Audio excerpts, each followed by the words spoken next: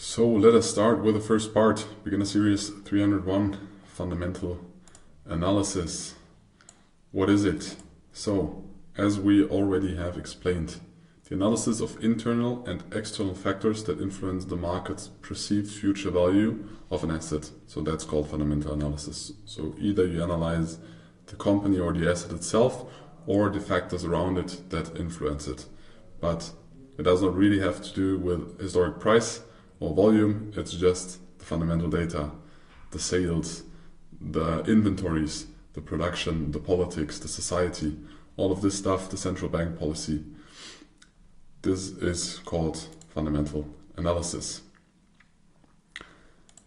It can be done in a lot of different ways. It can be either through analyzing macroeconomic data, fundamental key figures of companies, so what are the most important numbers of company depending on if they produce stuff and sell stuff, or if they are in the service business and they don't have physical goods, for example. International conflicts and wars, weather or natural disasters, very important for resources, or general growth, for example, for grains or orange juice. The overall market sentiment or political elections, like we have right now. I think tomorrow there are the elections in the US. They have a very big impact on the markets, and everybody is watching them and most market participants are making financial decisions based on the outcome of that political election.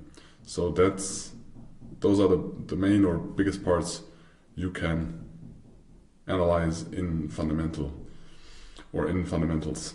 We will introduce you to the basics of the numbers. We will explain them very shortly and give you an understanding what information is out there, and that you have a basic information how the information is created and how you can implement it in your analysis. But in the trading styles we teach you, the fundamentals have an impact and can have an impact, but the impact is very low. But still, it's important to know, because you're going to prepare for your trades, and even in intraday trading you need to prepare for the events, and you should have a basic understanding of that.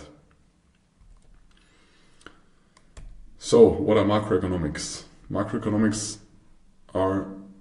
is about studying or analyzing economic data regarding one or more countries. Could also be an economic region like the European Union. The main categories of data you need to keep in consideration to diagnose an economy health, or the health of an economy. There's not just one data point and then the economy is healthy. You have several, and it's always a combination of all of them.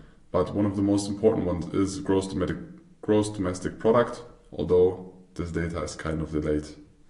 It's not anticipating future development, it's delayed. It shows you what happens in the past, but it's still a very important number. Then you have inflation, you have the labor market, you have business and consumer sentiment, because those are the participants in the market, and you have monetary policies by politics or central banks. Now we will dive, because money plays a very crucial role, into the next chapter, a brief history about money.